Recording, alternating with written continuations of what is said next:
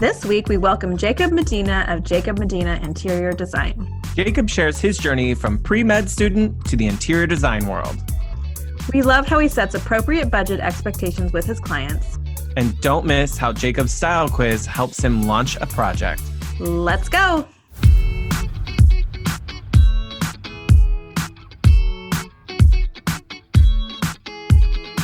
Hi, I'm Rebecca of Studio Plum.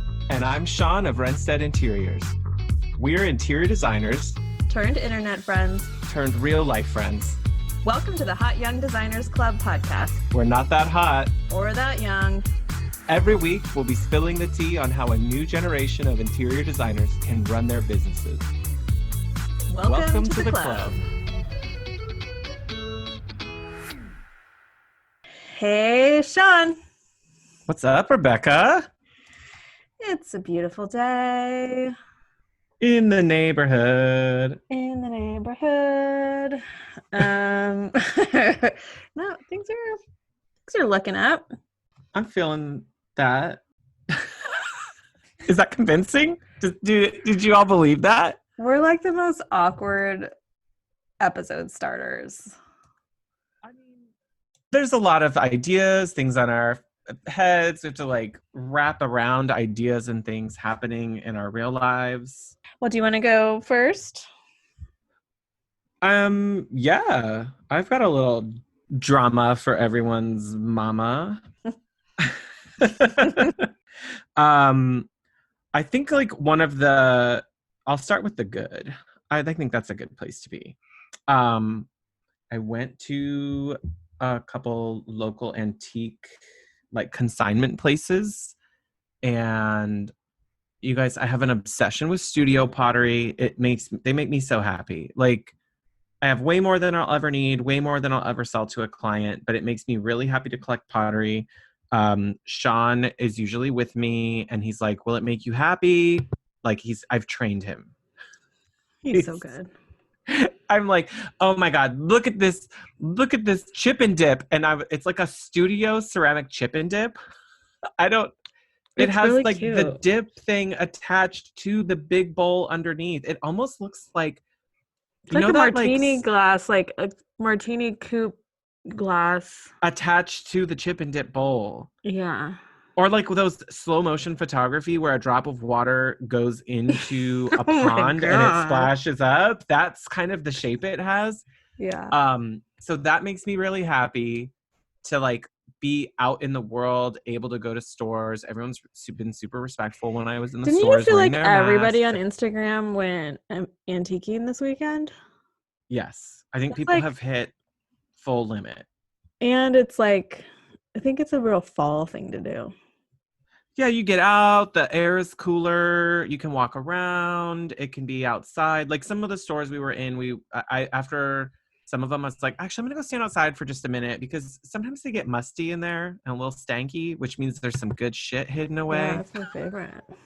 Like I have to dig in every one and I'm like, okay, I got to go outside for a minute, take a breather. I'll come back round two. But I also picked up these amazing mugs, which is my favorite find. These like studio ceramic mugs, $5 a piece. They're this beautiful blue, like speckled type of glazing. They make me so happy. It's remarkable how $10 can make me happy. I mean, I'm a big fan of studio ceramics as well. The more homemade and like amateur, the better. For me. I want weird. Yeah. I want them to be like, I want you to be able to see a high school the student human, make this and be able to see the human like touch on him. Yeah. Like where the handle's not perfectly curved, or like it might have a little dimple in it somewhere, or the glazing wasn't perfect. Have you seen the Great Pottery Bake Off or whatever it's called?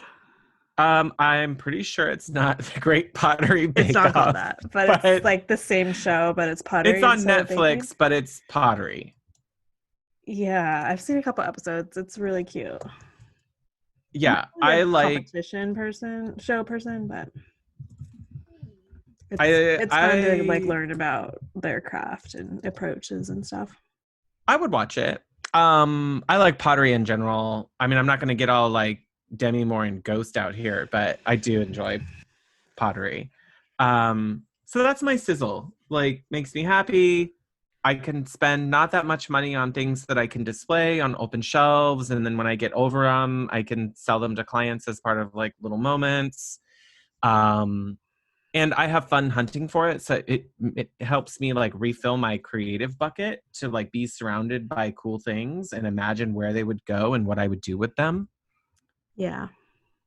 My drama, if you've been listening to a few episodes, you might have caught that I've been going back and forth with a client on, like, we did our discovery call phone chat. I did an in-person consult. Beautiful home, love it. I think they've got a fantastic start. They brought me in needing some help with furnishing. And even though I did the in-person consult, we were kind of like landed, like I created everything for them after talking through all the ideas based on like an e-design model. And then I sent the proposal, she signed the contract, but she never paid the invoice. And I thought, that's weird. Well, anyway, next edition of this story is, y'all, we had another phone call to talk about it. I would have gone in person, but they're traveling, so whatever. But legit, I think she lost her mind. So it's just, the short of it is she wants me to provide more service than what eDesign has to offer, but she wants to pay an eDesign price tag. And she also wants things that don't fall into like my tiers of like my value-based pricing model. Mm-hmm. And it really like, it obviously triggered her that I wasn't willing to change my business model to fit what she wanted it to be. Like your expectations And were not aligned.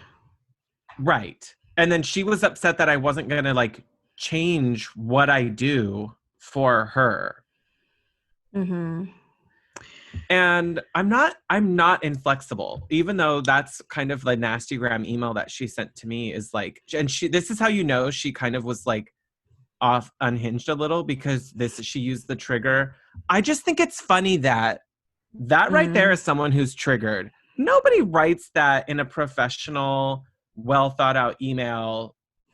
I just think it's funny that Yeah, that's a that's something like triggering she was phrase. like annoyed. Right. She's probably used to getting her way a lot, which, okay, like that's fine. But the joy of me running my own business is I get to decide how I run it, not my client. Right. So if I Well, sound and unapologetic, I kind of am. I mean, I'm sorry that it's not the right fit for her, but there's just like a fine line between having firm boundaries and being inflexible. It's like a right. perspective. It's like, what side of the boundary are you on? Like, Yeah. on She's on your the side, outside it's of a the line. boundary. Yeah, and it's like that fence around your yard is inflexible, and for me, Yeah, it's yeah. a boundary to I keep my really dog in dislike that and I people can't out. walk through your yard anymore. That That's is very really inflexible inflexible of to you. my walking this morning. Yeah. So that's just like what side of the grass you're on, I Right. guess. Like, I don't take it personally by any means, because I think I was telling you before, she's the only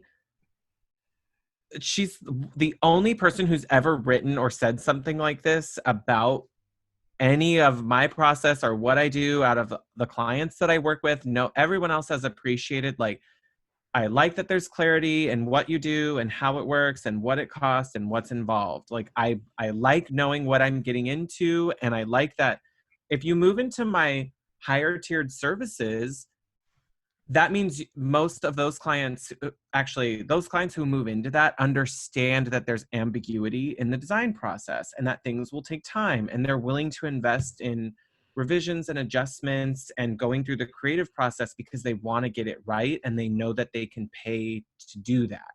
They're committed to your support as you both navigate the unknown. Right? Right. Like, No one you have knows a what's going really to happen. creative idea, but we don't exactly know how much it's going to cost. Let's spend a little time exploring it. We're willing to spend some money on exploring that idea. And then if it doesn't work out, it's okay, because the potential is greater on the other side of it and they're willing to invest. She was not as much as she has said to me several times, I'm willing to pay. She's willing to pay something. It's just not what it's worth. It's like, I'm willing to pay you $80 for this $100 sweater. And it's like, okay, but ma'am, the sweater's not on sale. Someone else will buy the sweater. We don't have to sell it to you just because you're here saying you want it. Like, that's the Right. price. So put something back. And that it comes down to, if you want full service, you pay for full service. And that was the main reason I set up the value-based pricing model the way it was, is if I'm going to be doing shipping, receiving, procurement, warehousing, installation days, white glove delivery, the whole nine, I don't piecemeal that. We're going to do all or nothing. Yeah. Yeah. And not every Well, designer does it that way. And I get that. well, and you set up your boundaries for a reason and your business model for a reason. And she can ask all the questions she wants, but it's not up to anybody else to help you change. Like, Right. that's weird. Yeah, I think she's obviously triggered by not being told no and being told that it's not the right fit, and that I don't offer what she's looking for, and that if she wants that, she has to pay a lot more, and she doesn't feel like she wants that. And it's like, well, that doesn't mean that no one's forcing you to buy it. But yeah, I mean, it's not a it's we're not a one size fits all industry. She will, I think, based on my phone call with her and then her follow-up email to me that she was not happy, I will definitely respond to her. I'm happy to have her feedback. It helps me understand the perspective of someone who is not my ideal client. I'm not heartbroken. I am happy that she can go and find someone who will make her home dreams come true. I don't wish any ill will on anybody for that. I know that we're not all meant to be everybody's cup of tea.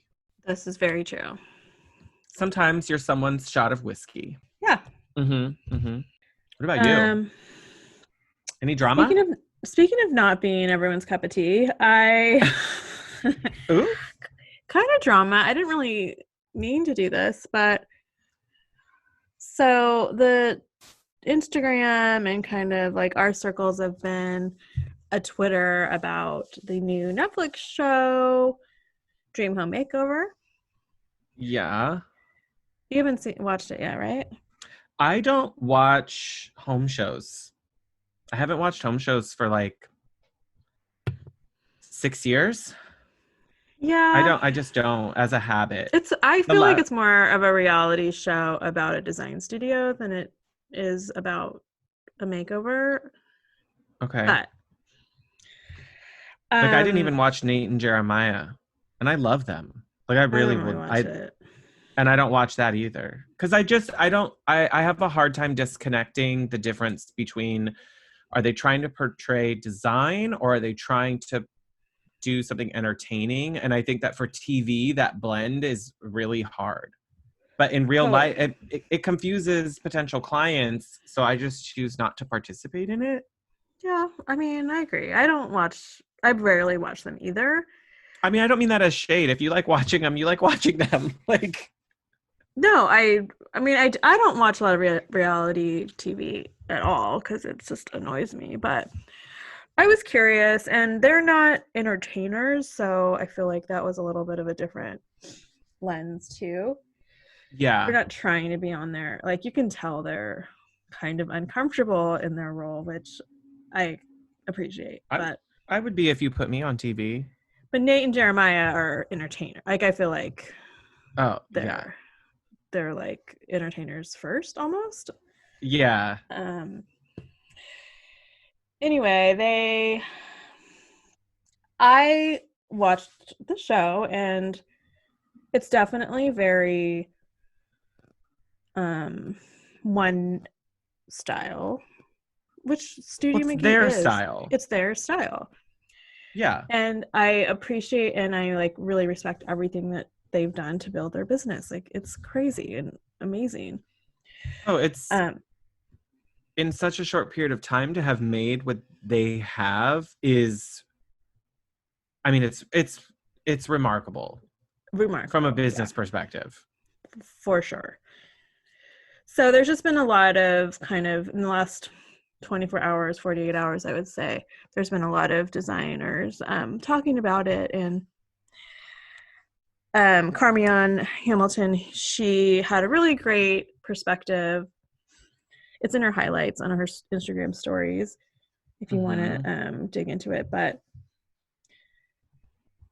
I think the whole thing, and then so I kind of like went into it last night and woke up to a ton of DMs. But my perspective on the whole thing is I respect them as a business. I just don't love the aesthetic. I don't love that everyone assumes that this kind of, I don't know, what's the name? What's the right word? Like neutral, light, airy, and bright is like the only Way to do type it. of, yeah, like, and that makes a home beautiful. And I mean, like I we're have plenty being, of white, bright spaces that I designed for clients, I have and they're two. great for them and they like them. Are they everything I'd like to be doing? Probably no.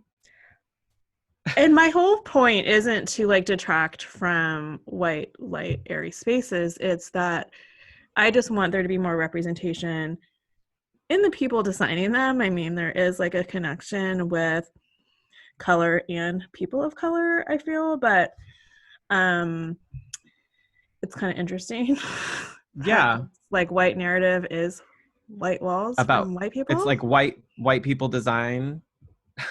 Yeah, it kind of But is, but that goes to what Carmian was talking about, how it's like, well, the audience of what they do is like affluent white people, and there mm-hmm. aren't a lot of white, like they're designing to their clientele.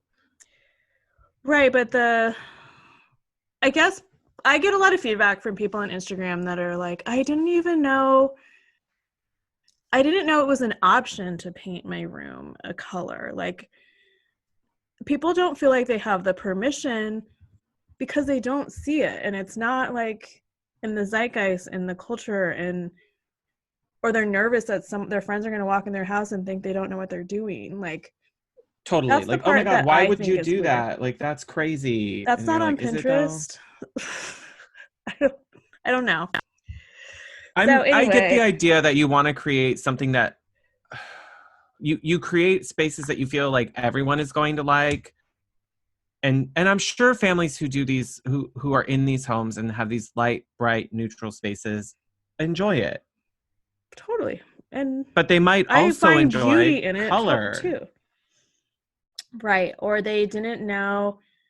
A lot of people, like you probably have seen, people are really insecure about their choices and decisions when it comes to design. Like Totally. we're very bold and willing to take risks because we can think through it and we have references and we research. But when you don't know what you're doing, you're like, are my friends like, I don't think they think this But are they going to like this? consciously, but are my friends going to come in and think I'm crazy because I just painted my bedroom black?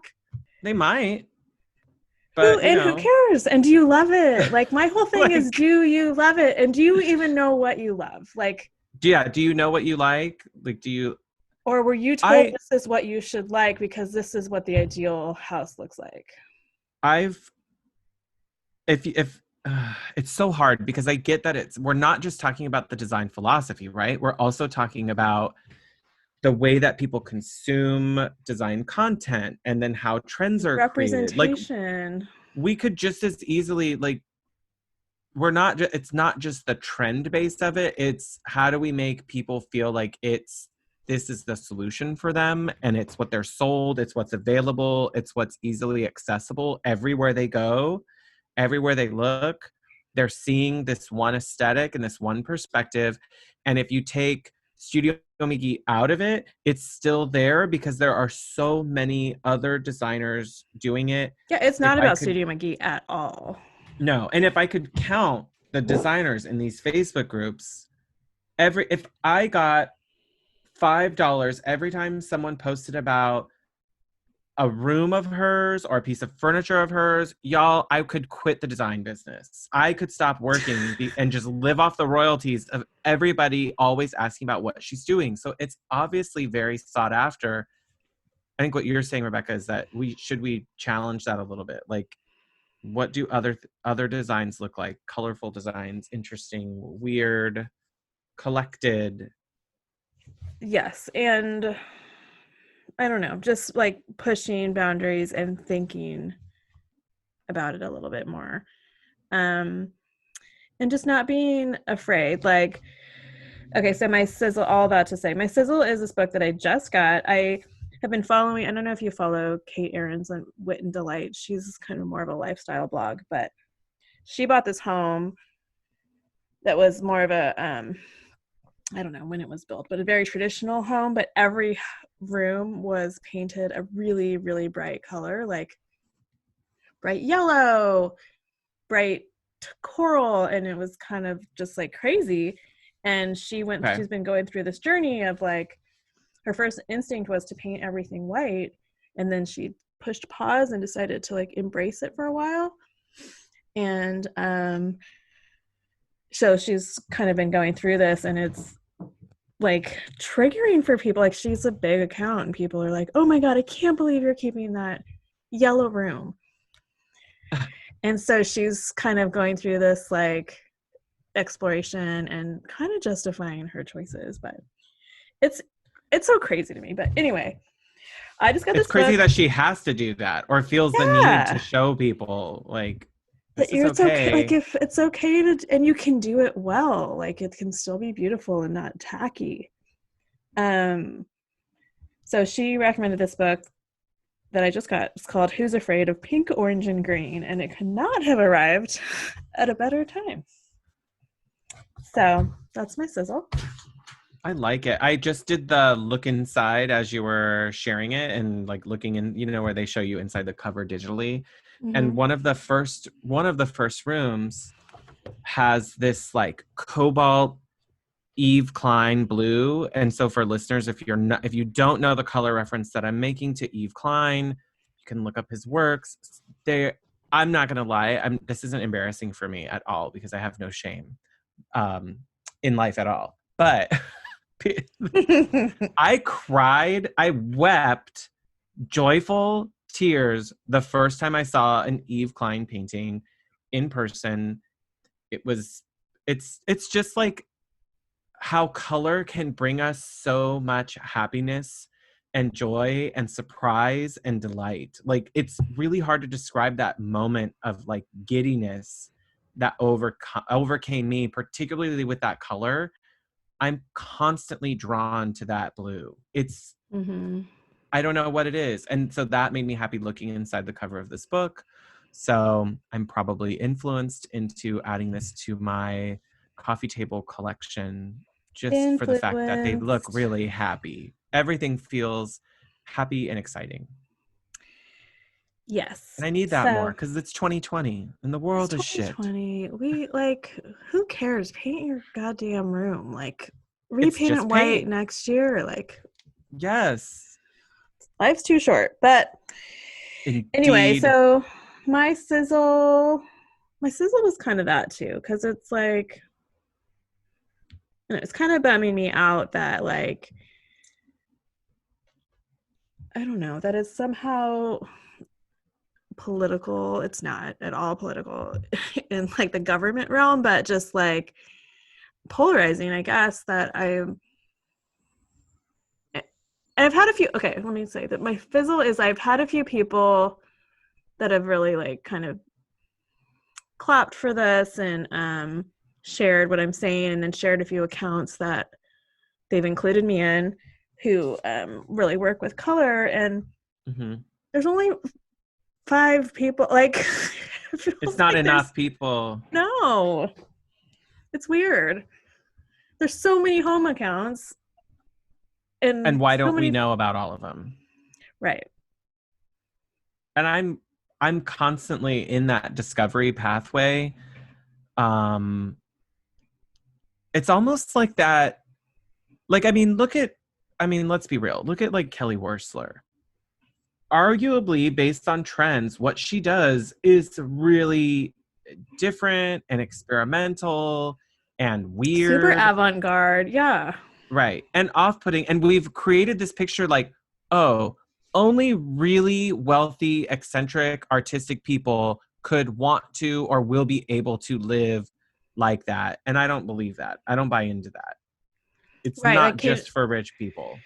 and that's just like this book has like a bunch of different styles. It's all like color related, but goes from like super modern to traditional. And I think to me, it's just like opening your feed.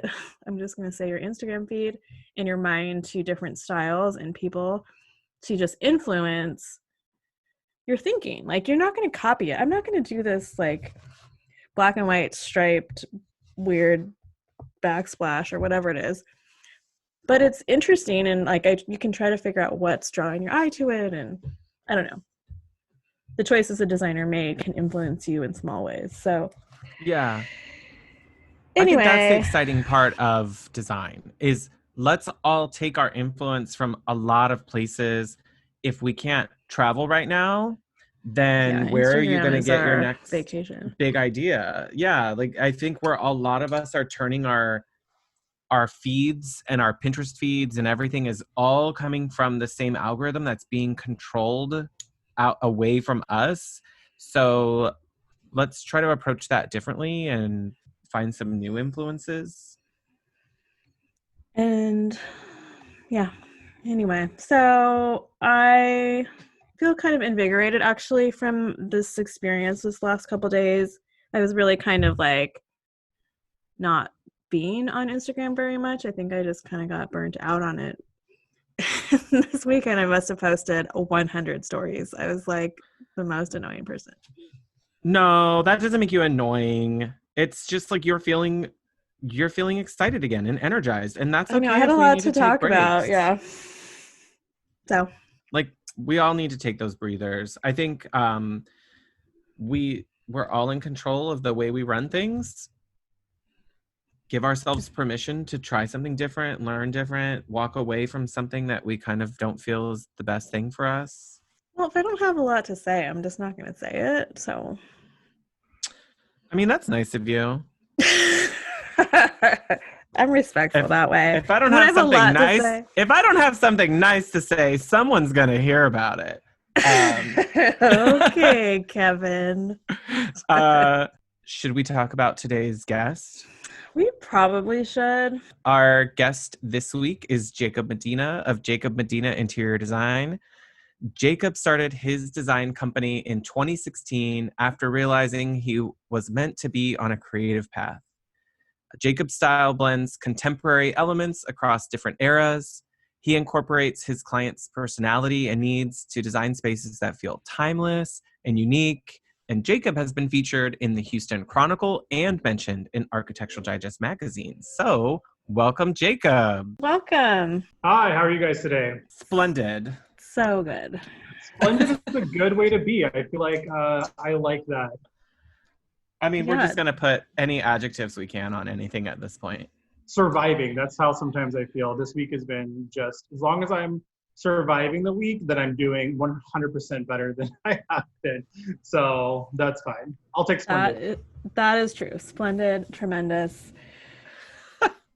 So, we're so happy to have you. I've heard you a little bit. I've heard you on Michelle Bennett's podcast a couple times.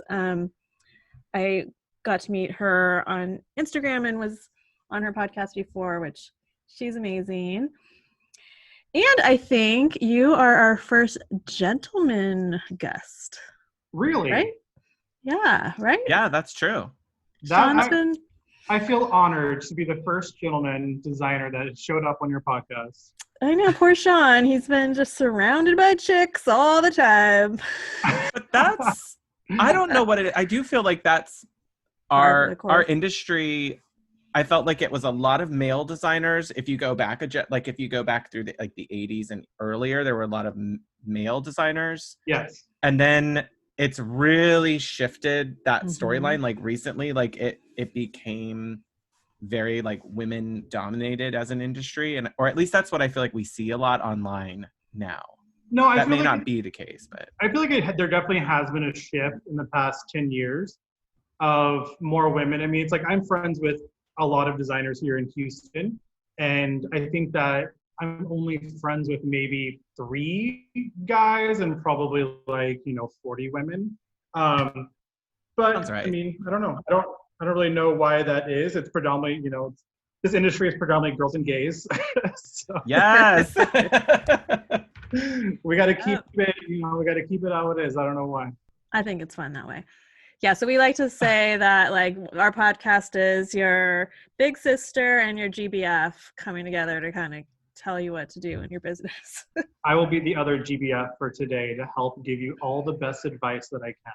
Yeah. We We just keep love it. Just so you know, like Shaun and I met early this year at Market, and we were just talking constantly every day. So like, let's just record this because we're constantly exploring, learning from each other, asking opinions, getting ideas, and just helping each other like up level. So that's really kind of what this is. I mean, I agree. I don't consider myself an expert by any means, but I think that as us being younger designers, we have a different perspective than a designer who's been in the industry for 30 years, who has, who is quote unquote an expert and can give the best advice, right? Because I think that we remember what it was like to be that newbie designer, a couple of years ago, and the struggles that we had versus someone who's been in the industry for 30 years, knows the best advice, but probably doesn't remember those struggles as well because they've been established for so long. Nostalgia kicks in and you're just like, the first couple years were hard, and you're like, no. Hard doesn't even begin to describe some of the things you go through. And we're really technology, like we really lean into technology, and marketing is different, way different now than it was 15 years ago. So it's really exploring all those different ways and bringing we both are second career designers. So we bring baggage, tools. Yeah, I mean, I don't know if I have any baggage, but this was not my degree is not in interior design. My degree is in biology. Like I was pre-med, I was planning to go to med school. I was working in a hospital. Oh my gosh. Med school. Yeah, I worked in an ER for 6 years through college, and then after college, taking the MCAT, getting everything ready to go to med school. Decided med school was not for me. Quit. Was bartending part-time. A friend asked me to decorate their house. And so that's kind of how my design business blossomed. Like it was very just, someone said, hey, can you decorate my house? And I said, sure. I fell in love with it immediately and started my business that year in 2016. And then for the next 2 years, I kind of do part-time working to build a business, part-time working to pay bills. And then for about 2.5 years, I've been full-time designing. How had you always been like, design like minded, creatively inclined? Yeah, like doing your own homes and. Yeah, I love decorating, but in my house growing up, decorating was not like a job that we were preached as like could be a career, right? That was like a hobby. My parents taught you go to school to be a lawyer, a doctor, an engineer. Like that was it. Those were your options. Talked about that a lot, yeah. Like that's all you had. So I always saw it as like a hobby, something that I loved. I loved to decorate my own apartments and things. So my friend liked my style. That's how she knew to ask me. But yeah, so I was always creatively inclined. I always loved it, but I never ever considered it to be a career until I took that first job. And you're like, shit, people will pay me to do this? And I was like, oh, this is awesome. I love this. Let's figure out what I need to do to build a business out of this. So for like a year, I spent a lot of time learning Photoshop. I used Home Designer or Chief Architect. So I spent a lot of time like learning that so I could figure out how to do all the technical drawings, the 2D plans, elevations that I needed. Just really kind of learning all the technical skills. That way, when I had clients who were paying and, I was actually being a real designer, not just decorating for a friend, you kind of fumbling through the process and figuring it out. I was ready to be the best designer that I could at that time. So all of your design skills are self-taught for the most part. Yep, via YouTube Awesome. or friends' advice, but yeah, everything is just self-taught. That's amazing. I mean, it takes a huge time investment to do that. And it's good that you're doing it because you have to have something to fall back on when like the technical side at least helps boost up that like professionalism and like I really got my shit together, even if sometimes you're behind the scenes like, oh crap, like we're kind of like we make up some of our job on the fly if we haven't done things before or we haven't seen something executed. You're just like, well, I know it can be done. I don't know how yet. We're going to figure it out. Yeah. I mean, a lot of that was finding, so like I for the things that I couldn't do, I was able to find people that could. So like I have some contract employees who if there's something out of my realm for technical drawings or renderings, I'll outsource that. So I know my strengths and I try to do as much as I can because I have taught myself those skills.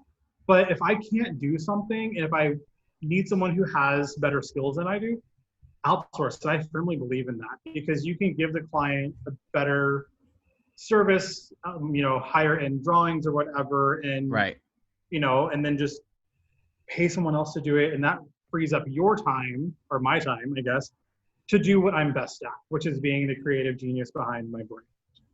Yes. Totally. Yeah, we talk a lot about trying to work in our zones of genius more, and some of that is like letting go control. Some of us have control issues. I think a lot of designers issues. I don't have a problem admitting that. Like that's not. I definitely do. But if I'm I can sure I do. I just pretend that I like pretend I'm worse. Oh, it's Shaun is so much worse than Rebecca at that. So we just I've rebranded my control issues into preferences or something. Yeah, I just don't want. There's things I just don't want to do anymore. Like I don't want to be. I'll handle elevations. I learned CAD in school and I don't have a problem working that stuff up for drawings. As far as if a client has the architect and a draftsperson involved, they don't have to pay to have the interior elevations done with them because I can work really quickly on that.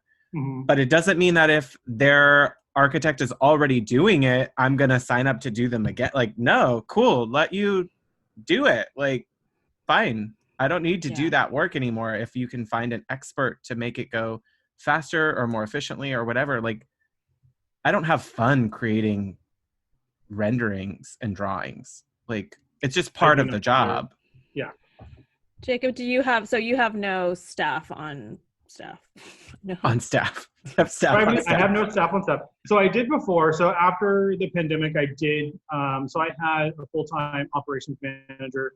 So he was kind of so he was just doing all the ordering, phone calls, just really making sure that the business was moving forward and getting people in the door, right? Filling those pipelines, helping to project manage, things like that. And then I had contract design assistant and then a contract technical designer. Right now, because I am not at the capacity that I was before COVID, I'm doing everything myself, but I'm starting to get enough business where I'm about to bring those people back on because I really do enjoy having a staff of 2 or 3. I feel that things work a little bit smoother when you have a couple of people who can help, work in their zone of geniuses. I can have someone who's fielding calls, doing all the ordering, following up on that side of project management. Because I feel like that is its own that needs its own person.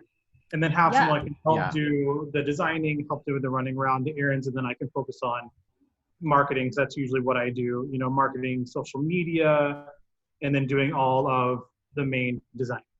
Creative. Yeah. That's awesome. I think that's, if that's like where you're meant to be, offload all that other stuff that keeps you up late or doesn't let you sleep at all or wakes you up, so you can stick to the part you really love. And I know a lot of other designers who really love the project management piece and they've realized they love that so much more. And they come in and they just kind of sprinkle in the creative ideas. They let, their staff designers fill in the other components that are missing. And then they just like all the contact with the client during the process. Like they'd rather stay at the face of everything. Mhm. So in your sense where you're saying like you like to be like marketing and social media, that's still you putting your voice out there and being at the front of it. And if you're freed up to do that. Yeah, and that's really hard to give up when your name is on the sign outside. Like, I don't think I could give up the creative control, but I could definitely give up the project management side of it, because I feel like in Houston there is a pretty strong like style of, it's on the more traditional side, which I tend to be more on the contemporary side. I feel like Houston style is not even as contemporary as I would like it to be, or at least there's not enough of it yet. It's kind of coming there. So a lot of the designers that I met with who want junior designer or design assistant positions, when I look at their portfolio, it tends to be very far away from the style that I like to be within, that aesthetic. And so I find it really tough to give up that control when I don't trust them to be able to make selections that represent the style that I want to be in. So until I find that designer, I will be doing all the creative stuff. But who knows, like maybe in a year or two, I'll find the perfect fit, and then I'll have my junior designer who can really pick and choose the things that I want. yeah, and then you can just approve, no. That's what I would love Ew, that. gross, that's my nasty, gross. Like, yeah, I would love that. That sounds great. yeah, I wanted the Miranda Priestley, like we're always talking about that. I want someone to follow me around with a clipboard. I said this last week. this is important for her. There you go. That would be pretty amazing. But I feel like whenever you guys go to client meetings, do y'all take an assistant with you? No. Yeah, I don't either. I usually just take my little, iPad and I take notes as I go. I have my phone, I have my notebook. I have a virtual assistant that I recently started working with, but at this point she doesn't even do anything client facing, like calls, or like she sets up templated work or emails, but they still come from me. Like there's no anything coming from her. And I don't think that's a control issue. I'd be happy to have some communication happening. I mean, that's training a little bit. Like it just takes time to like. Yeah, you don't want to delegate that stuff right away. Like, no way. Let me review this before you do it. Then once I know you've got the feel and you're gonna like not mess it up, then 100% you could take stuff off my plate. That's the goal. So I feel like after them being there of like a good 6 months, they have a good understanding of really what you're doing in the business and what their role is. At least that's in my experience. And then once they're there for about a year, that's when they really can like be completely on their own and trust them.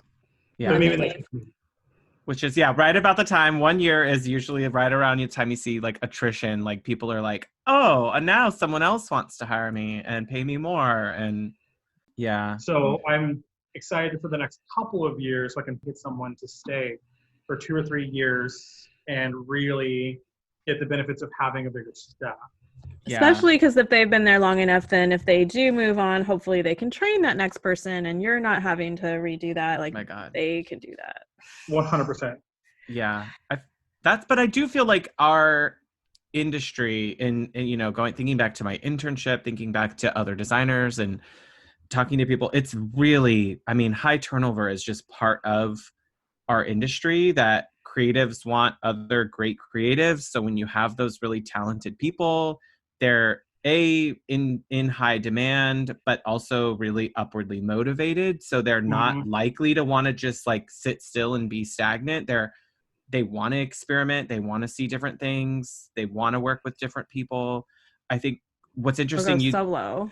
Or they go on their own. Training them to do their own. I did ask my last employee to have a 1 year non-compete. Like, I don't know if that's industry standard, but it's like I'm putting a lot of time and effort into training, right? And a lot of financial, resources. The first couple of weeks to a month that they're working there, you're putting in a lot of your own, I wasn't billing them to clients because they were still in training and learning. Right. So I asked them for a 1 year non-compete. And I don't know if anyone else does that, but I just wanted to be sure that they were committed to staying with the company for the length of time that I would at least find beneficial for both parties. like you said, there are a lot of people who just want to come and work for you for a few months, learn what they can, and then go off and start their own, business, which we all started our own business. So I think that that's great to do, but I don't feel like it's appropriate to abuse another designer's experience in that way. Yeah. Yeah. Not that people are really setting off the intention to get hired to quit in 3 months, but I find that, like you said, that turnover does happen. Totally. Yeah, it does. I mean, a lot of our audience are designers who are in either the career switch mode to either going on their own, or they're in the first 1 to 3 years of their business. Mm-hmm. And I think that either they've already been through that phase, or they recognize that they want to be on their own. So they start listening to shows like this or looking for guidance and advice. And it can be really damaging professionally to kind of hit and run another designer and take everything they can offer you. And, you're getting this like inside intimate glimpse into their business and the way they work. And I mean, especially like documentation. Like, I love, Jacob, you've been really generous with the Facebook groups. I think we're all in with your some of your documents, like your good, better, best. Mm-hmm. We're going to talk about that. Yes. Yeah, we're going to talk about that. But yeah, I agree that document. Sorry, go ahead. It's okay. Just that, like, I don't know. I think we have these really great collaborative opportunities with Facebook groups, and there's just a lot of like sharing of resources, which I love, and that's what we're trying to do here. But some things you gotta like work out on your own, like your proposal, your contract. Like, people don't share that stuff really, so I don't know, to have somebody come in and kind of swipe from you is I mean, and I've never had anyone do that to me at all. I just know that it happens in the industry. I've had some friends who felt like they basically that happened to them, where a designer came in, worked for a little while, left, had all the the secrets of their business. That's never happened to me. I've had a really good experience with the people that I've worked with. Everyone I've worked with has been top notch.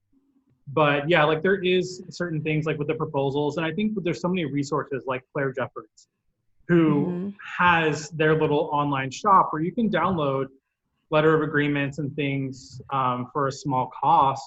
That's a good way for new designers to get set up. Because I purchased Claire Jeffords' letter of agreement because I had this 8-page document from a lawyer that was great and I still use, but it wasn't the initial thing that I wanted to hand to a client, because I did hand it to a few people and they were like, oh my God, this is like signing up to get a house. Like this is so in depth and all this stuff. And so I just wanted something that was very concise and easy to hand to a client that was 1 to 2 pages. And so I bought Claire Jeffords, and I've definitely tweaked it and modified it to fit my business. But I feel like those resources are so good for new designers, and I'm glad that they're out there. Because if they don't feel like they have the skills or know what to put into a letter of agreement or a proposal, purchase one. Right, get a starting point. Business. Yeah. I didn't purchase a proposal document. I created my own. Canva is a really good tool for that, building up those documents, because you can add in pictures and the nice lettering, and it looks a little bit more professional than if you just have a Word document that you've turned into a PDF, I feel. Yes. But we're big on branding. Really branding, right? Adding in your logo, putting in the pictures. I don't think it needs to be a 20-page document fee proposal, but having a 3 or 4 page with a couple of pretty pictures, a picture of yourself, something quick about your business, explaining the scope of work really well. I think that it really sets the tone and expectation for the level of documentation and professionalism that you're going to have with the client. Yeah, we talked last week, we talked about we're selling an experience. So this is like the invitation to the ball. Like, it needs to look like the experience they're about to have and have some expectation and excitement building. And that's what I think that should do. If it looks janky, it's not speaking well for what's to come. Like, you want to look like you got your stuff together. Because if you don't have your shit together, they're not going to hire you. Right. No. Especially if they do interview someone else and their website is so much more put together and their email communications are so much better, then they're like, I don't know if this person's really at the level I need them to be at to do this type of project. And I But mean, I know this from experience because I did have a kind of janky proposal that wasn't really very well thought out, and I wasn't getting the conversions of leads to actual clients that I wanted, and that's when I started focusing on branding and doing what I could to make it look a little bit more professional. And once I did that, I noticed a big difference in how I was perceived as a designer. Because you can have all the talent in the world and be super creative, but if you don't look that way, people aren't going to hire you. especially, yeah, if you're selling a luxury experience, it needs Yeah. to be The, in line. yeah, the more a client pays, the better all of your documentation and branding has to be. Yep, I agree. And do you think that's I don't want to use the term generational because I am not I'm not young by age, but in my heart and I don't know, the way that I run my business, but I don't know, I see a lot of documentation sometimes in, I don't know, the past generations that it is like, I don't know if marketing and the visual and the graphics were as big of a deal as they are to us now. Do you see that? I don't know. I've talked to a couple of designers. So I think that the designers who've been around who are very established, there are some that are kind of in that more old school mentality. Like I did meet a designer kind of early on in my career, and she kind of walked me through. She was an angel. She was amazing. Walked me through kind of like what her process was for billing and how much she was marking up her products and how she structured her businesses and things. She was in a very old school mentality. The way that she marks up is not the way that I do now. Although I was very grateful for that experience, I felt she steered me down a wrong path. But branding was not important to her.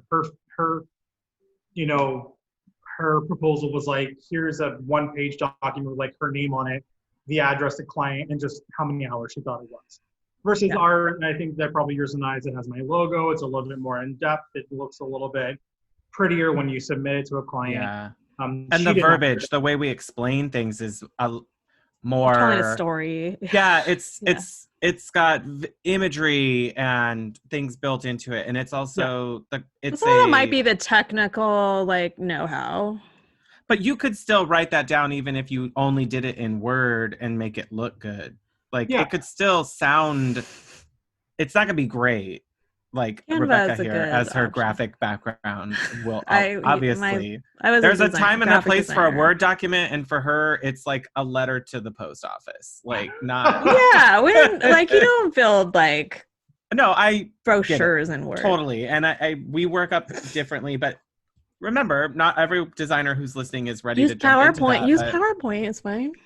Anyway. Yeah, create something visual and engaging. Yeah, I use PowerPoint for all of my presentations. I build my mood boards or concept boards in Photoshop and then import them in. So I feel like Photoshop is a better tool. But as far as putting a deck together to present, I always use PowerPoint. I feel like PowerPoint is one of the best tools that you can use as a new designer. I know a lot of people like design files. I've never worked with them ever, so I have nothing about that. But I hear a lot about design files. Yeah, I haven't used them either. They have that rendering thing built into it, right? See, I feel like I use Cheap Architect, which is was the easiest kind of CAD-like program and rendering program built in. Right. It was super easy to learn. It's pretty fast. Powerful tool, has lots of CAD capabilities. So if an architect has their CAD drawings, I just have them send me a DWT or DXF file, import it straight into Cheap Architect, manipulate, add what I need to, and then I can just send it back. So awesome. That was really beneficial for me once, because I do a lot of construction. Yeah. Getting those documents from the architect right away and super easy to use and not having CAD.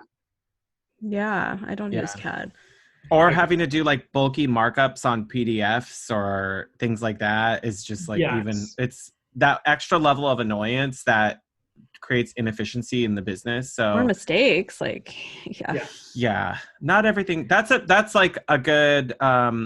Previously, we sort of talked about some of the expenses that we incur as designers, where that's behind the scenes stuff, and having the right systems and software to help you be efficient and kind of compete with the rest of our industry or industry partners, or at least meet them at the same level, is one of the keys otherwise you do have to bring in help to help you get there. Like, Right. to get to that phase faster. And it's okay to say, this isn't my zone of expertise and I don't want to do that. Like, Oh, get someone who 100%. does. Yeah, because having those elevations, having a really thought out or well drawn space planning and all that, that's going to keep you competitive. And you have to, I think that is just a necessary expense.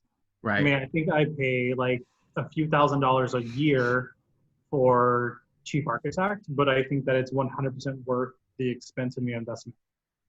And I always say, like, if you hired somebody, it would not cost you $2,000 a year to hire somebody to do all that work. Like, you'd be paying that a month at least. Yeah, I mean, I feel like most Staff. people that I've hired out, I pay them about $50 to $65 an hour for technical drawings. But then I bill them at $150 or $200 an hour to the client, right? So I'm making a profit on those on that person like I would an employee. Right. Because I usually match them, like I bill at $165 an hour.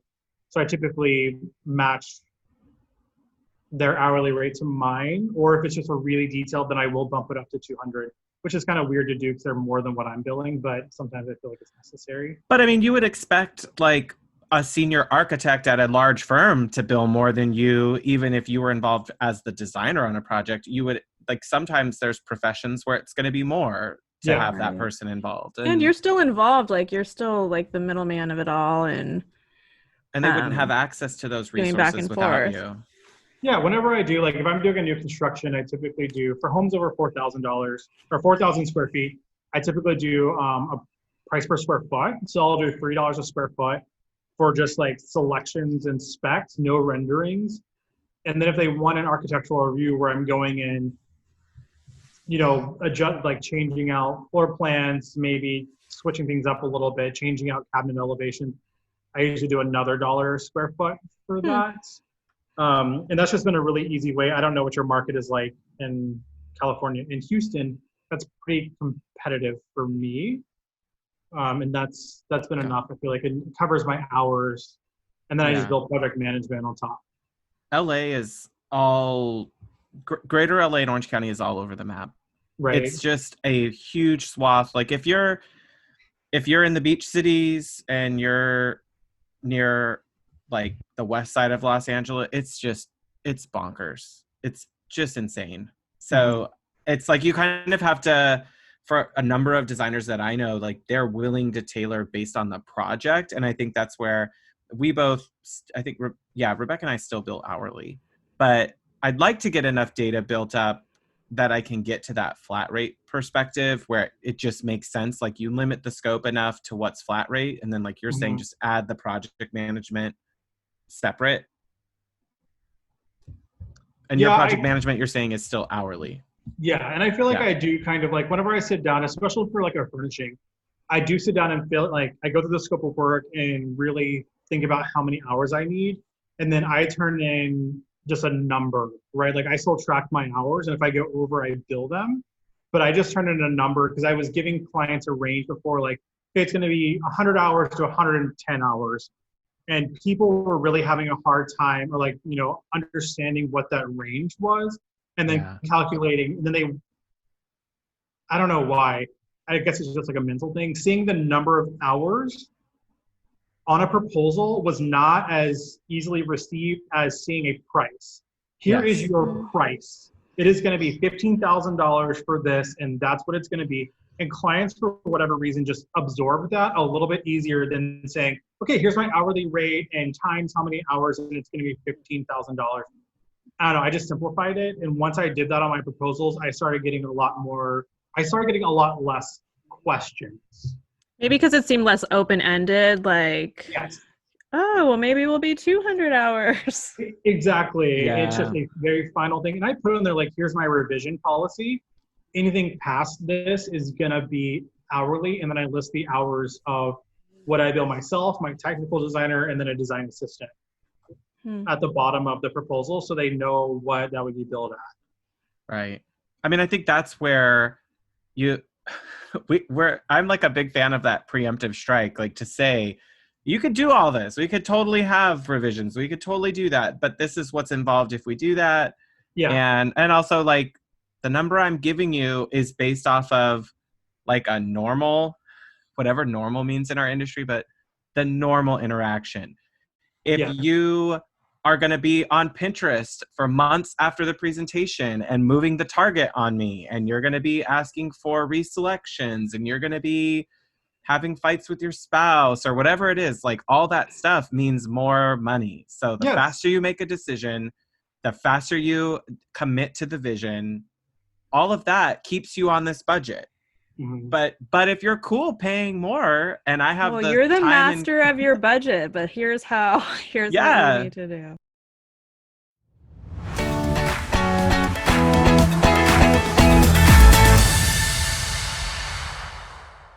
Hey, Shaun, have you signed up for the Hot Young Designers Club newsletter? oh no. Really? Is this you not wanting to clutter your inbox with a lot of excess junk? No, let me do it. Where do I need to go? You need to go to hotyoungdesignersclub.com, scroll down until you get to the subscribe button. You just pop in your email address and your name. All right, I'm doing it right now. Is this going to be a bunch of spam? It's not. It's actually not going to be anything until we actually get around to sending something. But we have big plans and we want to be able to send surveys to get feedback from our audience. And maybe once in a while, a special surprise or a recap. All right, I'm on it. Thank you. Back to the show. Here's talked what to you a need to designer, do. and he said that he spent 100 hours selecting flooring for their project. I was like, what? And he was like, and she just kept paying the bill. And we just kept looking around and kept going shopping, and she just kept paying. I'm like, that blows my Because she mind. just kept like not Some deciding. people want like a buddy. They want Yeah. like a shopping buddy. They want a And shopping buddy, and he just and- kept. He's like, I'm just going to keep submitting my bills every 2 weeks. She's And if she paying keeps 'em. paying them, I'll keep going. And I was like, that is insane to me. That So blows she must my be mind. like wealthy and lonely? Yeah, I think it was. Yeah, it was. They did have. It was a large and it was a higher end project, and she wanted to be involved. And he just said, "Okay, here's my hourly," and he took a retainer and then just worked off the retainer and just kept submitting bills after that. I kind of Damn. want that job, actually. I mean, I'll be Personal somebody's shopping shopper. buddy, A personal yeah. shopper. Like, be my friend and here's Yeah. thousands of dollars every week. It's a little It sounds prostitutional, but I hate doing that kind of personal shopping. Like, I'm like, I want to don't wanna do submit. that. Here's your one plan. Like, I know I've talked about this in the kind of groups too, is where some designers are like, I've been giving them 2 concepts per room, and then they get to Oh, pick. yeah, I'm I like, don't oh do my that. god, that's too much. No. You're overwhelming the client. I give them one option. Here's my vision. Yeah. Yeah. If there's something that's over budget, like I love this sofa, but it's more expensive, maybe I'll have a backup that's in budget, and Yeah. hopefully they'll go for the one that's over budget, the one that I really love, and they usually do. But I just feel like giving them 2 concepts, like they don't want to be. Most clients want easy. They want just tell me what to order, tell me what's good, show Yeah. me the vision, and then tell let's me move what to like. I'm Yeah. listening Yeah. to this book right now. It's a novel based on an affair with Frank Lloyd Wright, and I love it because she's kind of like on the outside talking about him as a person and his process because she was a client. Mhm. And his whole thing was the client, like he interviews the clients, like he's probably kind of the first person to do this. And basically he teaches them what to like and what, like he did like he would design their dishes, like, and tell them how to dress. Like he did everything. It was a whole lifestyle experience before that was a thing. But yeah, the whole thing was like to get the client on board to his vision, and they would just lap it up. So I think sometimes the client, like if you get the right client, that's what they want. Like they want you to tell them what it needs. How do I to achieve this lifestyle, vision, way of life, Mhm. philosophy about living my life? Because they're upset at how disorganized they are or how messy things are or whatever. And then it's just like creating a full life incomplete it aesthetic. is. Yeah. Yeah. And I think it's mean- important, like, too, is one of my questions whenever I get a client. Like you said, we try to interview our clients, or I do, to make sure that they're a right fit. And I usually ask, like, how comfortable are you? It's in my lifestyle questionnaire. How comfortable are you being pushed outside of your box, outside of your comfort zone? So Because smart. if you send me an inspiration picture and you just want me to copy that, yeah, I can do it. And it'll be a beautiful room. But have I really inspired you? Have I really given you something unique? Or have I just copied a design that you like, but it doesn't really, it's not new, it's not fresh, it's not a new idea. And that's always a client could do it themselves, kind of. They just yeah, want to copy a exactly. I mean, picture. it's like if you want me to shop for you, that's great. But also, I just find that those rooms do not inspire me whatsoever, and I have a harder time falling in love with that project. And if I don't love a project, I tend to drag my feet a little bit more, and I kind of like every God, time my yes. calls, I'm like, oh, what if she pinned on Pinterest now? Like, I'm just so over it. Like, enough, you know, enough, basic bitch. Like, yeah, we really want, like, don't get me wrong, Shay McGee has carved out a huge empire and is a very talented designer, totes. right? But I'm like, do you really want me to copy the Shay McGee room, or do you want me to give you something that's still within your vibe and style, but a little bit newer, a little bit fresher, or just a little bit more curated to your home, your taste? Jacob, if I look at everything you have on your website and on your Instagram, I am not getting Shay McGee. Right. Like, Why would they so come to you if that's it's what they want? shocking That's to what me I that think. they would be like attracted to what you're putting out there and then showing you Shay McGee. Well, I think a lot of it's true and I talk to clients a lot, and it's the same thing with like loving restoration hardware. They only have access to certain things, Yeah. right? Looking at my Yes. portfolio and saying, I love that it's clean line and it's livable, but it still looks, a certain amount of, luxury, right? Right. But they don't know how to translate that into an inspiration picture. They don't know how to bridge that gap. And that's our job, right? That's our job to say, okay, look, you turned in this picture, and here's how I can get you from this picture to what you really want, right? Here's how I can push you out of your comfort zone to get you the design that's right for you. And I did have a client who recently turned in a couple, it was like an Ember Interiors and a Shea McGee, and then a couple other things that were very, very different. And it was like, okay, I see where you're coming from now. Let me get you into a better place. And part of that is like, I have a design questionnaire that I tweak to every client. And if they turn in a couple inspiration pictures, I typically give them a few more images to give me feedback on. And that's part of my leading them into the direction that I think is right, in understanding their vocabulary of what is modern and what is coastal and what is Oh my God, Right. yes. or whatever they want to call it. Because they can say one thing and then I can say another, and they're complete opposite ends of the Yeah, spectrum. the word modern is like so could be It's anything. Like very Yeah. subjective. Yeah, It I is. agree. And so having that lifestyle, aesthetic questionnaire builds that vocabulary. So when they say something to me, I understand what they really mean. Or I say, here's what I think of this when you tell me it. So that's been really good. So I usually give them a couple, and I usually say, you're going to see images in this questionnaire that you're going to like and some that you're not going to like. That's the point. The point is to kind of figure out where you really fall in the design, vocabulary and styles. so your questionnaire has images? So it usually has like basic things. How many people live in the home? Do you have children? Do you have pets? Are you planning on having a pet? Are you planning on having children? Which is more important, aesthetics over comfortability. It has pictures of patterns. It has pictures of like some other things. And I usually say what colors you like, what colors don't you like. Then I'll incorporate a few images for them that are like, I use Google Forms. Mm-hmm. And I'll incorporate like Smart. maybe 3 or 4 kind of paragraph, questions on there. And it's an image and it says, tell me what you like and what you don't like about this room. It can be, I like this sofa, but not the fabric. I like the overall vibe of this room. And I give them a couple examples, and that empowers them to kind of give me the feedback that I need. And I spend about 30 minutes going through and reviewing that. And I kind of give my opinion of, okay, I selected this image for this reason. And like I recently had a client just say, I hate this room on the questionnaire. That was it. That was her full stop. That was Oh, it. God. No other word. Okay. And I went back and I said, okay, let's talk about this. Let's talk about your response and why you were so, hateful of this room. And I went And through and talked unhelpful. about it. Yeah, and I was like, here's why I picked it. I like these things. I like the mix. I love the details of the sofa. Maybe it's a little dark for your, desired palette, but this, and this. And she goes, you know what? I really like this table. I actually do really like that sofa. The details are very nice. I just didn't Oh my even think gosh. about that. And I said, perfect. Now I'm getting from you what I want. Now we're seeing eye to eye on this style that I'm kind of trying to achieve. And just having that little conversation was super helpful. And I was already starting to convince her of here's the direction we need to be going, and here's why I'm going to be selecting these things in the process.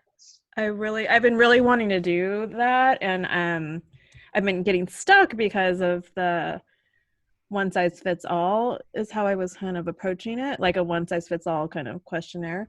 So I like what you're saying is you customize those photos so you're extracting the information you need for that project. And I have a basic template that I use, and then I just add in those couple of images, and maybe I'll put like 2 chairs side by side, that are similar but different, and just say which one do you like better. Just trying to give them little things so they feel like it's fun, right? It's not homework. You want it to be. It's like a style quiz, kind of. What's your personality? Yeah, it's just a style quiz. That's all it is. But I just have a template, and that's how I've used it. That's been helpful. But it's specific to ideas you've got ruminating in your house or in your head about what their home might look like. Okay. Yeah, I like that. Exactly. I'll tweak it to every client, but I have the template set. So all I have to do is copy that template, tweak it, and then email it to them to look through. Because you're only like resourcing a handful of new photos specific for them. Exactly. I'm not redoing the whole template. It's only about maybe 20 or 30 minutes of looking for images, popping them in, sending it to the client. Which could save you tons of time on the back end. Oh my God, yeah. It does. And I created this after a client sent me inspiration images, and I didn't have this kind of style quiz. And I based it on the inspiration images, and then I presented something that was very in that style, and she hated everything. And I was like, oh my God, what is going on? Like, this has never happened to me. And the language she was using just didn't match. That's when I decided that, exactly, the language did not match. And she even said, I feel like I gave you the wrong information because this is very much similar to what it looks like. And so she ended up paying for a full revision, which was great. Yeah, she did. She understood what happened. And so we went back to the revision process, and that's when I created the style quiz and gave it to her. And that was just a really good learning experience for me, I guess, and for her. Yeah. I mean, we're only as successful as designers with the input we're getting from our clients and the feedback they give us. So, I mean, it's good to reinforce with clients up front that accountability to, I'm actually going to use this. Like what you fill in here, what you give to me, what you tell me about this, it's going to be used as part of the planning process. But we also have to help give them language. Like I've just gotten these lessons a few times recently of like we were saying with like using the same terminology, people don't have the language to describe things the way we're used to. I mean, I've been describing visuals for 25 years. Like I have tons of words in my vocabulary for things. When I might describe something as, oh, it's just visually too heavy. Learn from HET and Pinterest. Oh my God, yes. And their favorite property brother. Like, which one's which? Yes.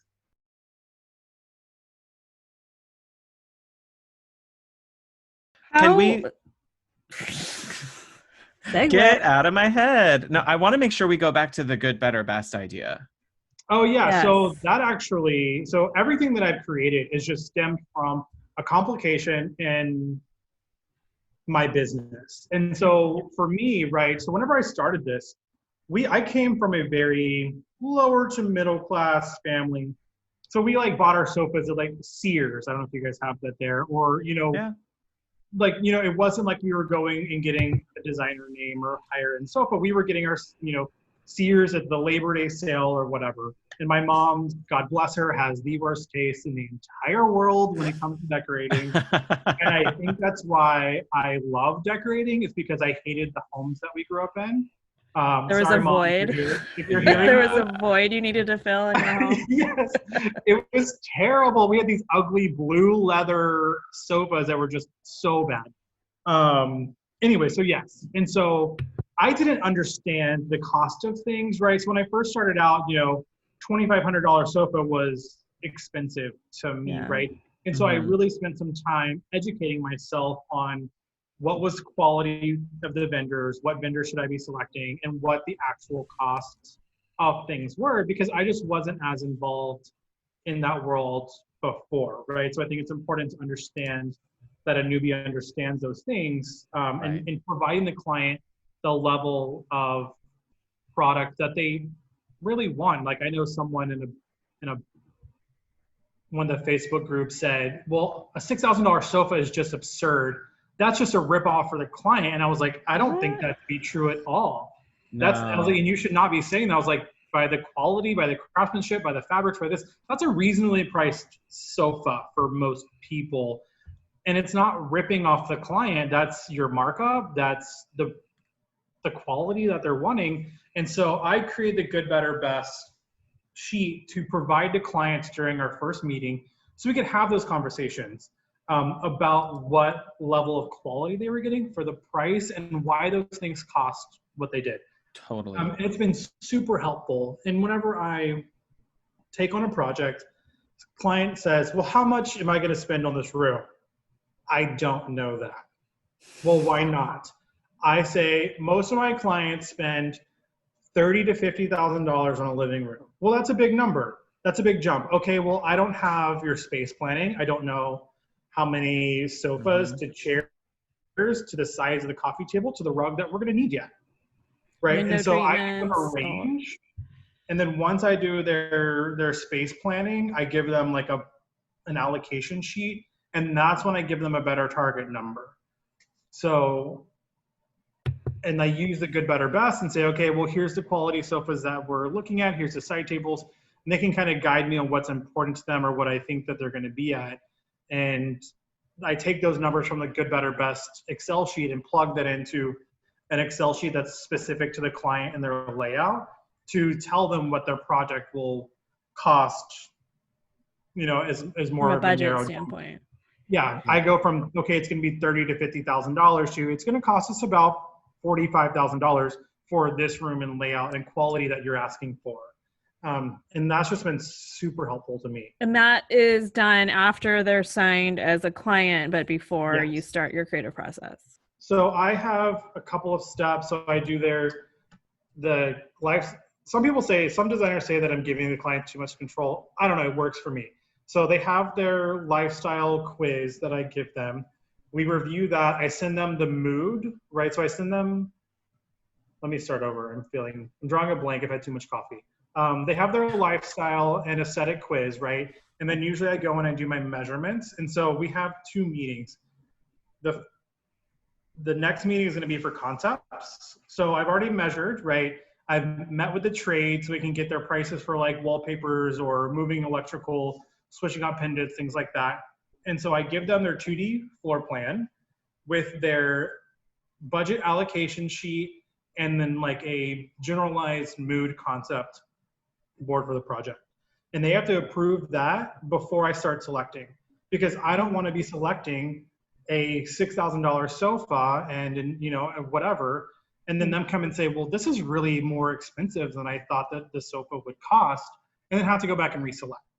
Right. Right. Or they say, well, you selected 2 sofas and chairs. Well, I didn't really want chairs. I wanted this. And I try to advise them on what's best for the room, but some clients just have their own opinions, and we have to kind of tailor our process to that. Totally. So they know a better idea of what it's going to cost, the layout, and the direction I'm going before I finalize those selections. So that way there's not a ton of reselecting and redesigning afterwards. And that just works for me. That is So you're giving them the good, better, best. Then you present them with floor plan, schematic, just a general mood board, and the budget to approve. Mm-hmm. Yep. Without any specific selection. Without any specifics, right. Just kind of generalize. And I've had someone say, hey, I want to spend, like I select, and one time I said, okay, well, here's how much I'm just about spend on your rug. And here's how much I spend on this. And he said, well, the rugs are really important to me. Mm-hmm. So you can double that. Oh, that's nice. And because I want something that's going to be more of an investment. And I said, cool. And he gave me a couple areas. He said, I don't really care about this piece. He's like, so this chair, it doesn't have to be the best quality, but I want it to look nice. I said, okay, Yeah. we can lower the cost for that. He's like, but the lighting, a rug, let's double those because I really want something, that's good. Because his dad had like rugs that were $250,000 that were just, so he came from a home he was like, I don't want my dad to walk in and judge me on my rug. but that's like, those are heirloom quality pieces right there. Yeah. And so you're used to having a certain quality in your home.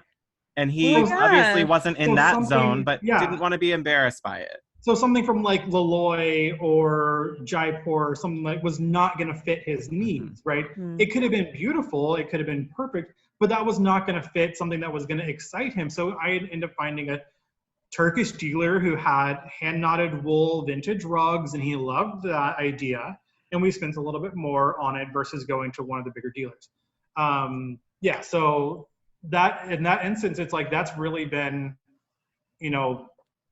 the good, better, best has really saved me. The client I'm working with right now, she said, well, I want to spend $50,000 on these rooms. And I said, it's not going to happen. Here's why. And I went through and I said, here's your Excel sheet that has your list of things with the quality that you want, because she's very big on quality. I said, you're not going to get, you either keep your budget and you get less rooms, or you increase your budget and you get more. Yeah. I can't do anything else. And that's we go minimalist. Well, I don't do that. Like, I don't do minimalist. Well, I'm not like a maximalist, but I don't do half finished rooms. And I tell them that I'm not going to sacrifice half of a room to get your budget to design your whole house for an unrealistic number. Right. You need to finish your room, right? That's our goal. And then we can do more rooms later, or you can increase your budget.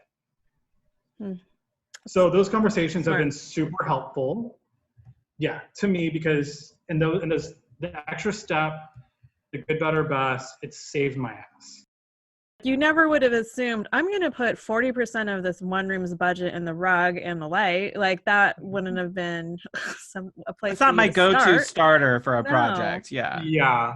But I mean, his was, he increased his overall budget. So it wasn't like I had to pull from other things. He just increased his overall budget to get the quality that he wanted in those items. So having that conversation, having that conversation with him, like, totally just made the design process so much easier. Yeah, we can't let our money stories or our backgrounds or things like that pressure the client's story. Like, that's, their money story is different. Their background on what they view as expensive is different. What they view as worth spending on is different. I mean, your example on quality, like if be educated on the quality and where I usually ask them, well, how long do you want this sofa to last? You have 5 to 10, you have 10 to 20, and you have 30 plus. And if they want an heirloom piece, then there's a cost for that. And they're usually, if they want that, they're usually okay with it. That's smart. Yeah. So do you have any thought? I know you've talked a lot about getting published. Do you have any tips for us and our listeners? Yeah, so I did not focus on publishing. With me being a new designer, I had a lot of insecurities about what my work looked like compared to other designers. And so I was very afraid to try and get things published. Like, I never sent anything out, and I found in the past year or so, just send your work. Like, I think that the biggest thing is like hustling and putting together so what I do is I put together like a little media kit. Go to Canva or go to Word, put the pictures in, before and after, write a little story about, I'll write a little story about who I am, a little story about the project, and then I'll email it out to whoever I can find. Like, the first person I got published in was the Houston Chronicle, which is the biggest newspaper in Houston. I asked around and got the editor's email address. Smart. Sent her the media kit with a single image. It was a quick, hey, hey, Diane, I would love, if you could take a look at this project. I think it's a good fit for you. Everything, all the details are in the media kit, and I included one image in the email. So if she didn't open the media kit, at least she got to look at this one image of the work. And doing that has actually been really helpful because then everything's included. It's quick and easy to read. They don't have to spend a lot of time figuring out if it's a good fit or not. Right. And that's my go-to now. So like I just sent in a project to HGTV. They declined it. They said, well, we're maxed out on this style of kitchen, but we really think it's beautiful. Please keep us in mind for any of our future projects. Perfect, right? Now I have a contact at HGTV. They've turned me down, but they've already said, hey, in the future. So what I did was I quickly sent them a snapshot of a project I was finishing, but didn't have professional images. And I said, I'm about to be done with this project. I think it would be more in the style that you're looking for. Let me know what you think, and I'll send you the final images once it's done. She said, yes, beautiful. Please send me those when you have the professional photographs. Cool. So now I have an editor at HGTV who's already thinking about a future project.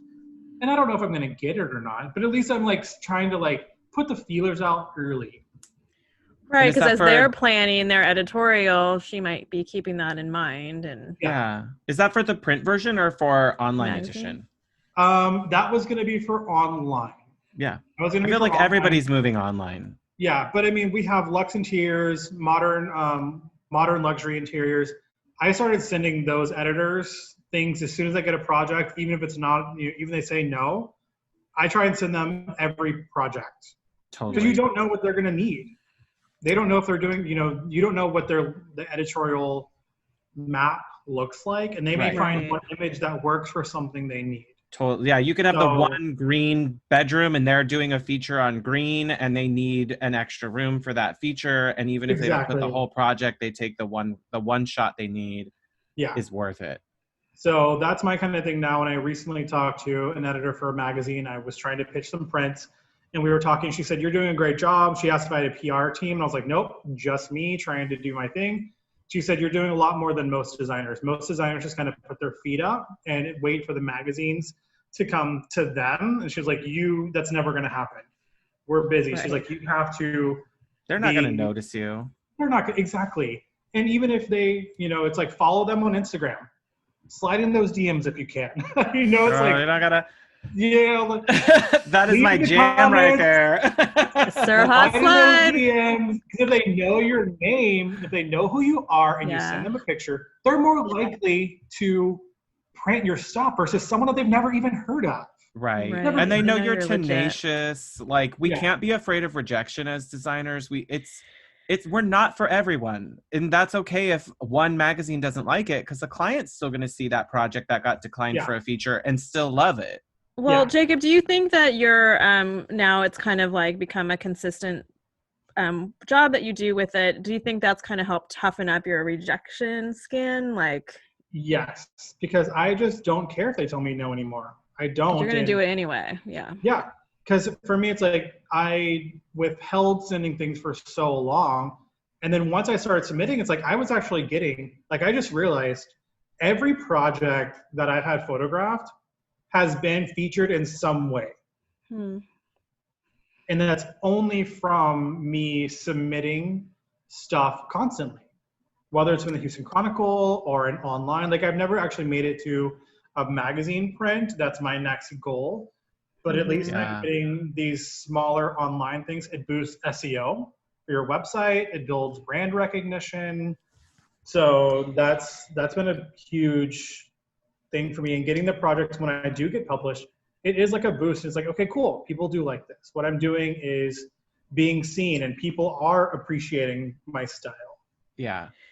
Yeah. And it definitely, like we've talked about this before, like our like local publications, like Sacramento Magazine is the big one here. And I've gotten published a few times and I've gotten clients like, even just like one time we had a little write-up on the podcast randomly.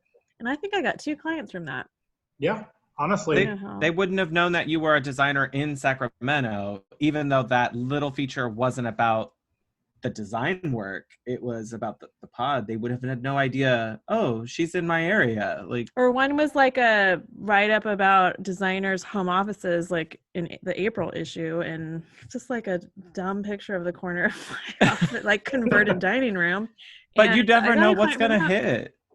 Yeah, and the clients really do like it because when I get published, I have clients who are like, I saw you in the paper on Sunday. Like that room looks really good. Yeah. And they feel like, oh, well, I have a designer who's Yeah.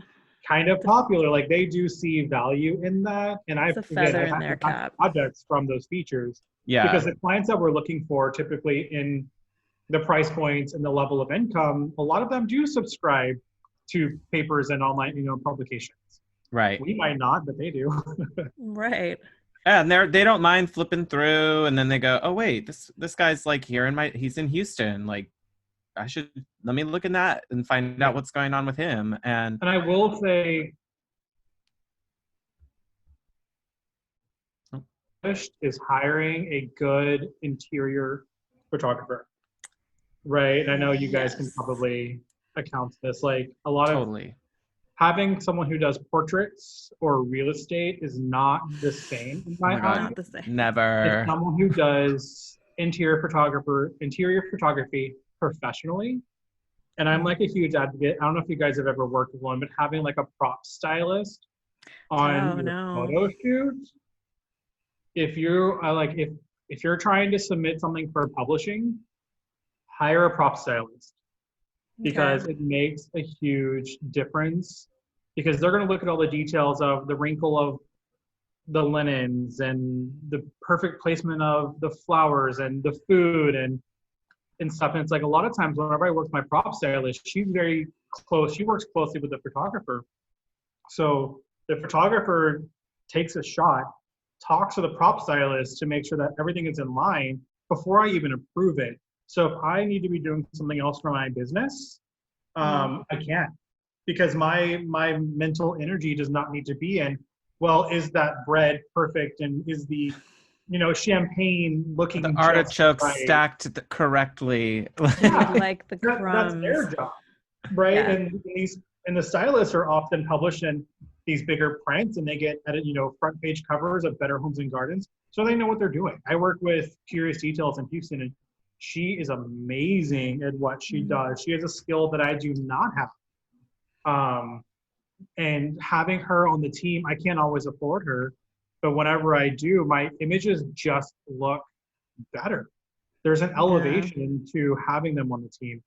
And then when your images look that perfect and you submit them for publication, people are more likely to want to snag them up and print them or put them online because you have images that look just nicer.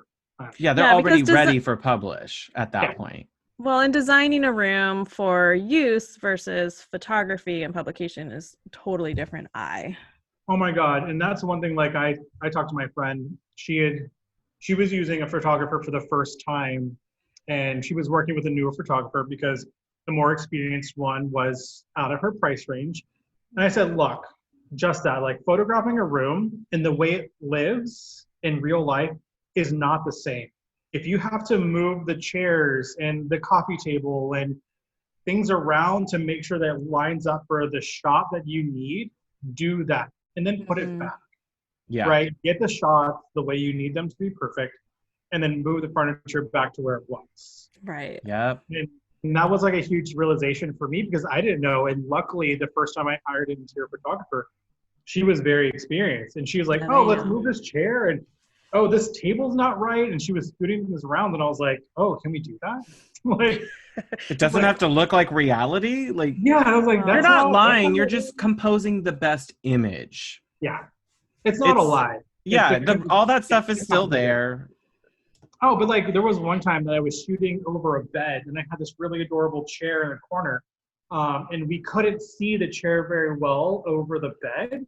So we got a bunch of books and stacked the chair up on the books.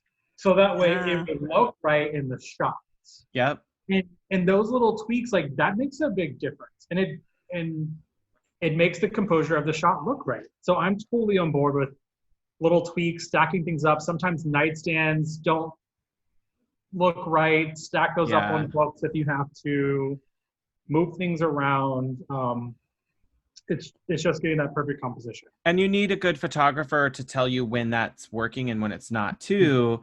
And that's why we've previously in another episode, we talked about photography, but it really is about getting the photographer who's worked with enough designers, who's maybe worked with stylists, and that they find those things and they tell you as the designer. So if you can't afford the stylist, look for the photographers that have been used to working with the caliber of designers and they're paying attention to those skills, because a really good one is going to tell you, hey, and then let's you move these start things. Let's learning. do this. If You have someone start who's just learning what. coming in without a, no tripod, just free camera shooting. Not going to work any. Like, those pictures are not going to come out. Nope. It's a no from me. No. Yeah. Well, I want to ask Jacob the 5 burning questions before he has to. What were those 5 burning questions? These are our like quick fire style. So just like quickly tap into your brain, and just get to know you a little bit better. Okay. So in one sentence, how has your business changed as a result of COVID? Zoom meetings, closing my office, and just wearing a mask. God, mask life. All the time. Mask life and Zoom life. There you go. That's COVID in a nutshell. And lots of hand sanitizer. Very much. Yep. Yeah. Sorry about your office. I know. Oh my God. Well, I mean, I'm still paying for it, so it's just sitting there sad and unoccupied. Oh, that's even worse. That's worse, Jacob. Okay. Second question. What have you done for professional development recently that you would recommend to our listeners, whether it's a book, a podcast, a seminar? So I'm doing a lot of research in online marketing, Google ads, things like that. So I'm educating myself on what I can be doing in my downtime that's going to get my business out there, versus always having to hire someone for SEO. That has been huge for me in just understanding what I can do to bring in the business. Where are you finding that information? I will look it up. I don't remember the websites offhand. Oh, can you send us and we'll put it in the show notes? Yeah. And you know how I found them? TikTok. Oh my God. There was someone saying, here's what you can do to learn these things. Were they going like... Yes. I'm doing a little point. But honestly, I went through and I was like, cool, here's what I can learn a little bit more. It's a free resource. And if I can put out a couple of Google ads and pay, a couple $100 for the Google ad, and it brings in a business, it works. It works. Or even just write your blog posts more efficiently. Yes. Blogging, I've been writing. I just wrote like 10 blogs in the past. Whoa. I'm not releasing them yet, right? But I've been writing a lot of blogs. And I'm going to start releasing in a couple of weeks. That way I have just things to help hit those SEO words.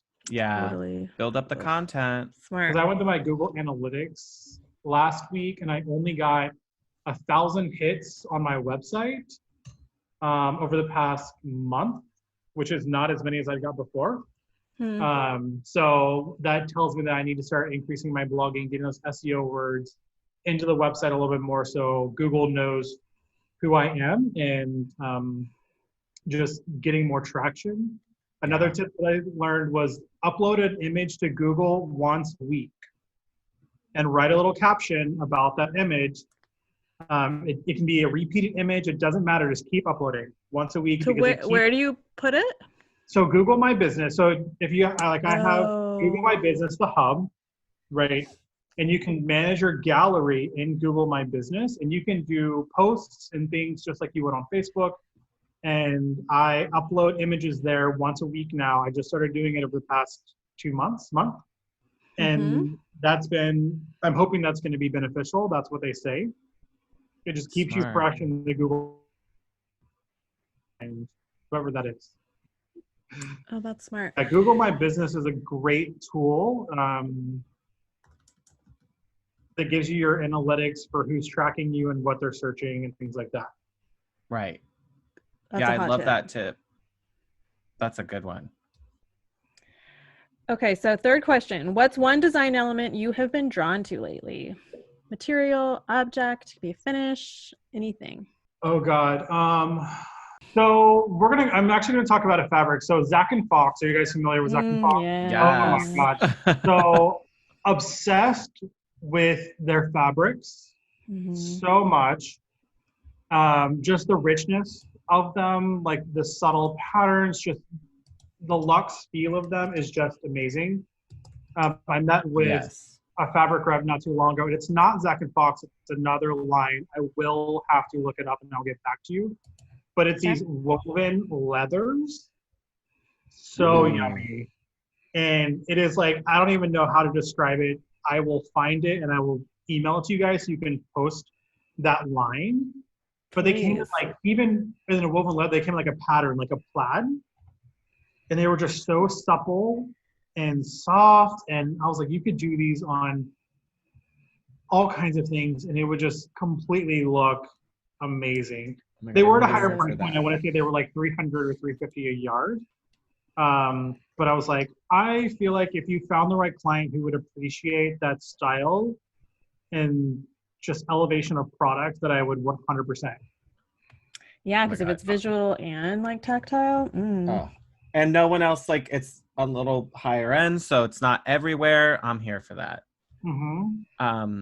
Jacob, if you could live in the set of any TV show or movie, what would it be? Oh, Ratchet right now is just so Glamour. good. And it's okay, not exactly my style, but like the sets are just like killer. I was like, they did such a Yeah. good job. is it Ryan Murphy? Yeah, it's Ryan Yeah. Murphy. I mean, Always. He always I- hooks you with the visuals. I Mhm. recently rewatched Coven, which is of his too. Yes. And that one was like that just chic French casual effortless style, and I was like, oh, I love this. I don't know, he does such a good job with his sets. Last Got it. one, Rebecca. Okay, so what is one non-living object, so not your kitty, that you would save from your home in a fire? My laptop. Actually, that's not true. I would take my two I would absolutely need my laptop for business, but I have these two vintage 1970s chairs Mm. in my home that are like my pride and joy. I would strap those bad boys to my back and lug them down, Run lug them downstairs. down the stairs, because I was like, these cannot die. Probably everything else in my apartment I will let go. But those two chairs are just like, they're like my little babies. So you've strapped on the two chairs and your laptop and your Yeah. I have a kitty backpack, so kitty's going in the backpack. Somehow I'm managing to get these chairs on the laptop, and all of that's going with me, and I think it'd be fun. that Awesome. sounds Everything like else a can burn. reasonable go bag. Yeah. That's awesome. Jacob, can you share with our listeners how they can find you? Yes. So social's all going to be Jacob Medina Interior Design. Sorry, it's all really long, but that was the handle that was available. So all the socials are the same. And then my website is jacob-medina.com, which I'm about to update my website for the second time in a year. It'll be live next week. Ooh, Hey. congrats. Yeah. We're all up for that.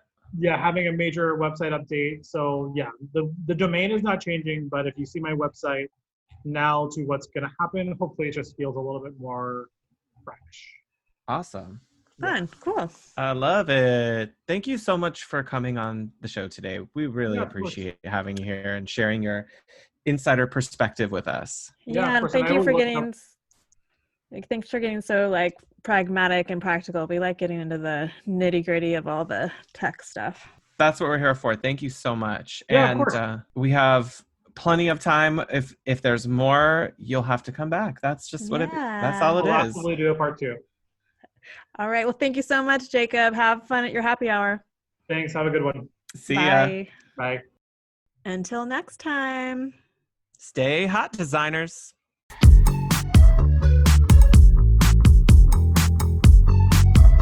Thanks for joining this meeting of the Hot Young Designers Club podcast. If you liked what you heard, please subscribe and leave us a review on Apple Podcasts. Check out the show notes there for links to things we talked about today. We are keeping the conversation going on Instagram, so don't forget to like, comment, and follow at Hot Young Designers Club. You can find Rebecca on Instagram at Studio Plum. And you can find Shaun at Renstead Interiors. That's WRENSTED. Oh no. Oh, I think we can do more. I think you don't need to do that. Like, you wouldn't like that. Like, Well, yeah, they want like Franck to come in and start telling him. No, it's not. Oh my God, this is going to be amazing. Like, oh, you're going to love it. Okay, mush, mush, bye.